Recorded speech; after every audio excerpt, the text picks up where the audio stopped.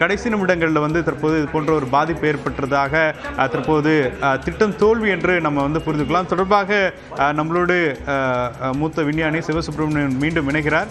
Sir வணக்கம் sir. தற்போது இஸ்ரோவினுடைய அந்த அறிவிப்பை வந்து எப்படி பார்க்குறீங்க? எந்த மாதிரியான தொழில்நுட்ப பிரச்சனைகள் வந்து இதில் ஏற்படக்கூடிய சூழல் வந்து இருந்ததா புரிஞ்சுக்கலாம் சார்? இதனுடைய நேவிகேஷன் கண்ட்ரோல் கைடன்ஸ் ஒர்க் பண்ணியிருக்கு.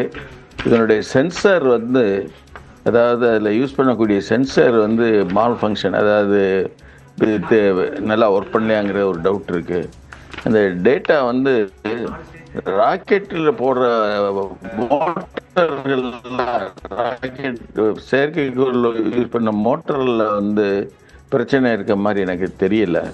இதனுடைய டேட்டா வந்து அதனுடைய கண்ட்ரோல் கைடன்ஸ் ட்ராஜெக்டரி எந்த டைரக்ஷனில் போகுதுங்கிறத பார்த்தா தான் நமக்கு தெரியும். இது வந்து தற்பொழுது எரிபொருள் சிக்கல் ஏற்பட்டதா தெரிவிக்கிறாங்க. 3வது ஸ்டேஜில் மொத்தம் 4 ஸ்டேஜில் 3வது ஸ்டேஜில் இந்த தொழில்நுட்ப பிரச்சனை ஏற்பட்டதா இஸ்ரோ தெரிவிச்சிருக்கிறாங்க. அது சரியாக எப்படி கணிக்கலாம் சார்? என்ன தொழில்நுட்ப பிரச்சனை 3வது ஸ்டேஜில் ஏற்பட வாய்ப்பு இருக்கு?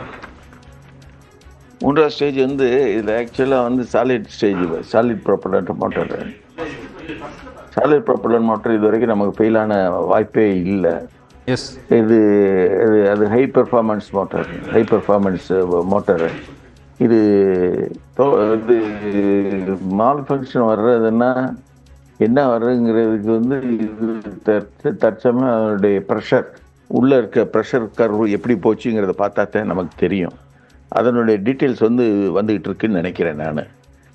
அதுலேருந்து இவங்க கணிச்சிருவாங்க இது எப்படி என்ன ஆயிருக்குங்கிறது.